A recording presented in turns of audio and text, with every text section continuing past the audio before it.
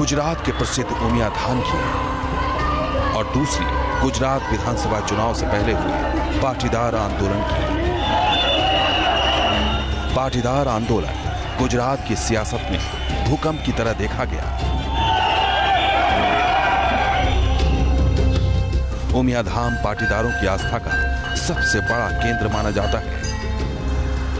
सामाजिक विश्लेषक जब गुजरात का राजनीतिक चित्र बनाते हैं तो उमिया धाम और पाटीदार वोटों के बीच एक रेखा खींची हुई दिखाई देती है। कड़वा पाटीदार समाज की एक ही कुल देवी है जो ऊंझा उमापुर में विराजमान है और इसलिए लाखों लोग अन्य समाज के लोग भी माँ उमिया का दिव्य दर्शन करने के आते हैं और मनोकामना परिपूर्ण करते हैं। गुजरात में ऐसा राजनीतिक विश्वास है कि पाटीदार वोटरों की राजनीतिक एकजुटता का केंद्र उमिया देवी का मंदिर ही है। राजनेता इसी मंदिर के प्रति पटेल वोटर की आस्था को अपना विजयी आशीर्वाद बनाना चाहते हैं। मान लीजिए कि पटेलों की कुल देवी है तो वहां पर जाएंगे तो लगेगा कि हाँ ये इनका आदर करते हैं तो हमें उनका समर्थन करना चाहिए, इसलिए दौड़ मची हुई है। चुनाव के दौरान ये होता है और ये आज नहीं हो रहा है। ये इंदिरा जी जब यहाँ गुजरात में प्रचार की शुरुआत करती थी, जब वो प्राइम मिनिस्टर थी, तो वो अंबाजी के दर्शन करके फिर प्रचार की शुरुआत करती थी। चुनाव के पहले मंदिर में राजनेताओं की हलचल बढ़ जाती है। राजनेता मंदिर के प्रति अपनी आस्था दिखाने का कोई मौका नहीं चूकते। मंदिर से राजनेताओं की निकटता दिखाने का मतलब क्या हो सकता है?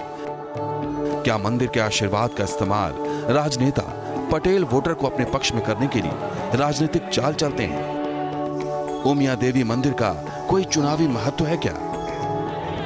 क्या गुजरात के पटेल वोटर में राय बनाने के लिए राजनेता उमिया देवी मंदिर का इस्तेमाल करते हैं? गुजरात में अगर किसी पार्टी को सत्ता पर काबिज होना हो या फिर सत्ता पर आना हो तो पाटीदारों के वोट बेहद जरूरी है और पाटीदारों के वोट के लिए कुल देवी का आशीर्वाद भी बेहद जरूरी है।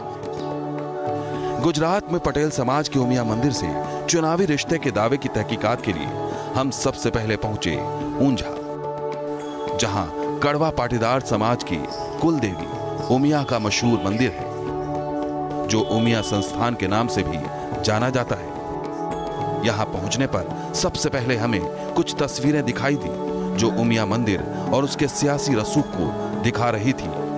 हम ऊंझा में श्री उमिया माता संस्थान के प्रमुख मणिभाई पटेल से मिले और उमिया मंदिर के चुनावी महत्व के बारे में सवाल किया और पूछा कि राजनेता क्यों आते हैं, आस्था या फिर मंदिर पर पटेल वोटर की आस्था के लिए। कांग्रेस के राहुल जी और हमारे सिद्धार्थ भाई पटेल, एनसीपी के प्रफुल्ल पटेल और अरविंद भाई केजरीवाल, ऐसे बड़े लोग भी, हमारे नितिन भाई और बड़े जो हर एक पक्ष के लोग माँ उमिया का आशीर्वाद लेने के आते हैं।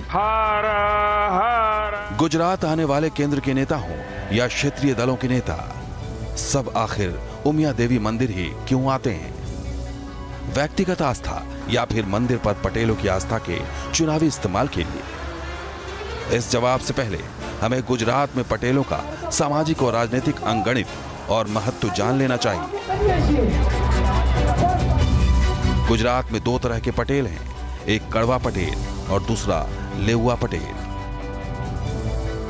गुजरात में करीब 4 करोड़ 35 लाख मतदाता हैं। इनमें 1 करोड़ से ज्यादा मतदाता पाटीदार बिरादरी से आते हैं। कुल पटेल वोटर में कड़वा पटेल 60% और लेउआ पटेल 40% हैं।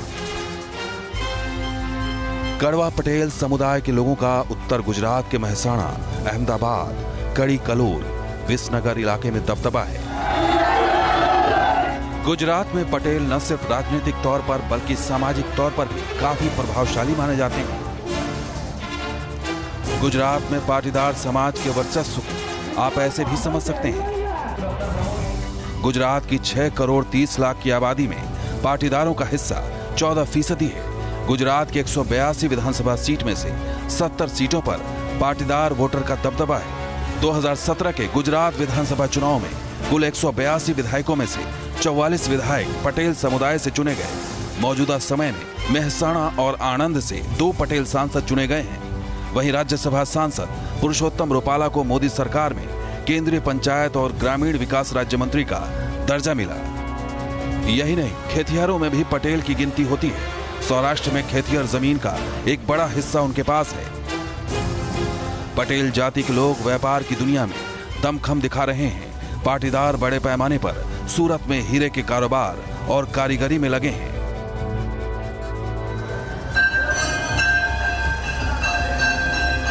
गुजरात में सौराष्ट्र के सियासी महत्व को आपने जाना। अब जानिए कि गुजरात की राजनीति में पटेल वोट की ताकत क्या है।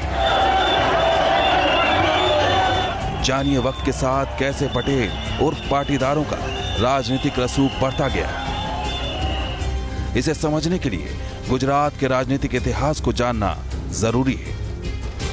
1960 में गुजरात के गठन के बाद से अब तक 16 मुख्यमंत्री बने हैं, जिसमें 7 बार पटेल मुख्यमंत्री गुजरात की गद्दी तक पहुंचे। 1973 में चिमन भाई पटेल गैर ब्राह्मण मुख्यमंत्री थे, जो गुजरात की गद्दी तक पहुंचे।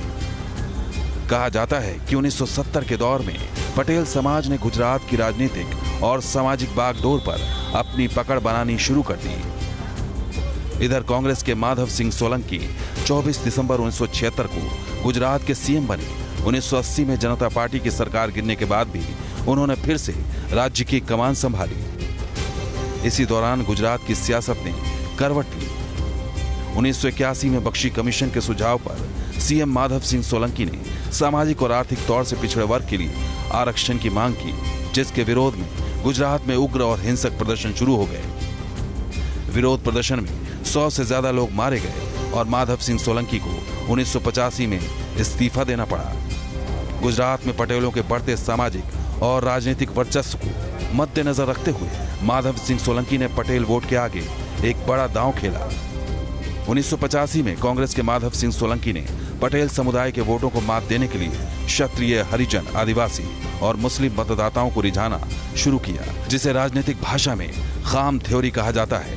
खाम शब्द क्षत्रिय, हरिजन, आदिवासी और मुस्लिम समुदाय के पहले अक्षरों को लेकर गढ़ा गया था। खाम थ्योरी के राजनीतिक इस्तेमाल ने 1985 में माधव सिंह सोलंकी को फिर से गुजरात का सीएम बनाया और 182 सीटों में से कांग्रेस पार्टी ने 149 सीटें हासिल करके इतिहास रच दिया। खाम फैक्टर की शुरुआत ही वडोदरा शहर से हुई थी। उसमें बहुत क्लियर कट ऐसा था, खाम फैक्टर के अगेंस्ट में पूरे पाटीदार चले गए थे। खाम फैक्टर की एक जबरदस्त सफलता हुई थी माधव सिंह सोलंकी को, और माधव सिंह जी ने बहुत अच्छा उसके बाद का चुनाव का प्रदर्शन भी अच्छा सा हुआ था उनका, जो रिकॉर्ड आज भी नहीं टूट सकता है, आज भी नहीं टूटा है और हो सकता है किसी भी से टूटेगा भी नहीं। वक्त बदला और 1995 में गुजरात की सत्ता ने एक बार फिर से करवट ली और पहली बार भारतीय जनता पार्टी ने गुजरात की राजनीतिक बागडोर संभाली। 1995 में केशुभाई पटेल के नेतृत्व में गुजरात विधानसभा चुनाव में बीजेपी को 182 में से 121 सीटें मिली। बीजेपी के लिए पटेल समुदाय का वोट खास अहमियत रखने लगा, जिसकी तस्दीक हाल के कुछ तस्वीरों में भी दिखाई दी। प्रधानमंत्री मोदी ने 2017 में सूरत में विशाल रोड शो कर विधानसभा चुनाव का बिगुल फूंका था, क्योंकि सूरत पटेल समुदाय का गढ़ माना जाता है। साथ ही 4 मार्च को जासपुर में पाटीदार समुदाय की देवी उमिया के एक विशाल मंदिर का भूमि पूजन किया, जिससे साफ हो जाता है कि पटेल वोटर कितने अहम हैं। बीजेपी कांग्रेस के खाम की तरह ओबीसी कार्ड खेलने लगी। 2012 के विधानसभा चुनाव में ओबीसी कार्ड खेलकर बीजेपी ने केशुभाई पटेल और गोवर्धन जटफिया की पाटीदार नेतृत्व वाली गुजरात परिवर्तन पार्टी को चुनाव में करारी शिकस्त दी थी। बताया जाता है कि बीजेपी के ओबीसी कार्ड के चलते पाटीदार समाज कहीं न कहीं आहत हुआ और आगे चलकर पाटीदार अनामत आंदोलन की शुरुआत हुई और इस तरह हार्दिक पटेल का नाम इस आंदोलन से जुड़ा, जिन्होंने पटेलों के अधिकार की मांग को लेकर आंदोलन की राह पकड़ ली। 5 नवंबर 2017 को हार्दिक पटेल ने ट्वीट किया था, जिसके मायने काफी गहरे हैं। हार्दिक ने तब लिखा था, गुजरात में पाटीदार समाज के 2 प्रमुख संस्थान हैं, खोडल धाम और उमिया धाम। ये संस्था हमारी ताकत है। हार्दिक का कड़वा और लेउआ पटेल के धार्मिक सामाजिक संस्थानों को पटेलों की ताकत बताना ये इशारा था कि उनके एक इशारे पर वोट किसी भी ओर जा सकते हैं। जो पाटीदार फैक्टर की बात अब जो उभर के आई है, तो मैं देखता हूं कि पाटीदार ये ज्ञातिवाद राजकारण में काफी अलर्ट हो चुके हैं। एक हार्दिक पटेल नाम का एक छोटा सा लड़का ने जो मिसाल गुजरात में शुरू की है, वो हार्दिक पटेल आज एक स्टेट का बड़ा लीडर भी बन चुका है। और हम बोलते हैं कि जैसा माहौल खामथियारे के टाइम पे गुजरात में हुआ था, वही माहौल की दिशा में यही पाटीदार आंदोलन जा रहा था। गुजरात में पटेल पाटीदार नेताओं में कड़वा पटेल नेताओं की तादाद ज्यादा है। जानकारी तो ठीक है, पर क्या पटेल वोटर एक मुश्त वोट करते हैं और वोट की दिशा तय करने में उमिया मंदिर की कोई भूमिका है? इस मामले पर संस्थान के प्रमुख का पक्ष भी सुनिए। हमारी जो संस्था है वो धार्मिक संस्था है। यहाँ जो आते हैं धार्मिक लोग, यात्रा लोग, उनके रहने वो भोजन करने की व्यवस्था करती है। ऐसे पॉलिटिकल रीते हम ऐसे कोई निवेदन नहीं करते हैं। यहीं सभी लोग आते हैं, उसका सम्मान होता है। मंदिर प्रशासन की ओर से तो साफ कहा गया कि राजनीति से उनका कोई लेना देना नहीं। अब हम उन लोगों के पास पहुंचे जो उमिया देवी के भक्त भी हैं और वोटर भी। हम मौजूद है गुजरात के ऊंझा में आए उमिया संस्थान में। अगर गुजरात में राजनीति में किसी को टिकना है तो इस खास तौर पर पाटीदारों को, तो इस संस्थान में आशीर्वाद, इस संस्थान का आशीर्वाद लेना बेहद ज़रूरी है। लेकिन क्या हम जानेंगे कि क्या इस संस्थान की ओर से कभी अपने भक्तों को कहा गया है कि इसका समर्थन करें? कुछ लोग हमारे साथ हैं जो रोज़ाना यहाँ पर दर्शन के लिए आते हैं। आप बताइए वसंत भाई कि कभी इस संस्थान की ओर से कहा गया है कि आज इस पार्टी को समर्थन करें, कल इस नेता को समर्थन करें? यहाँ कभी भी राजकीय बाबत में यहाँ कोई चर्चा नहीं होती है।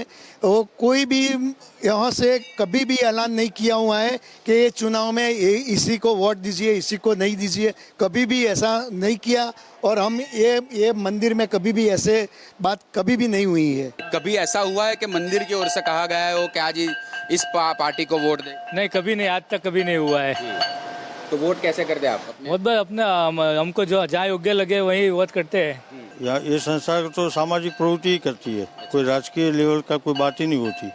आप बताइए सर कि कभी कभार या आपको ऐसा लगा हो कि इस बार ये संस्था इसके पक्ष में है तो इसको वोट करें, ऐसा कभी हुआ? भी ऐसा ये संस्था में हुआ ही नहीं है। कोई राजकीय दाव इधर चलता नहीं है। और हम 71 साल का ये है और मैं करीब 50 साल से मैं इधर आता हूँ। कभी राजकीय कोई काम इधर नहीं होता है। उमिया मंदिर से लेकर गुजरात की जनता तक ने साफ कर दिया कि मतदान के लिए किसी पर दबाव नहीं बनाया जाता। वोट किसे देना है और किसे नहीं, इसके लिए सब स्वतंत्र हैं। बावजूद इसके चुनाव में राजनेता वोट के लिए मंदिर मंदिर हाजिरी लगाना शुरू कर देते हैं। अहमदाबाद से पूरब पटेल के साथ डी न्यूज़ नेशन।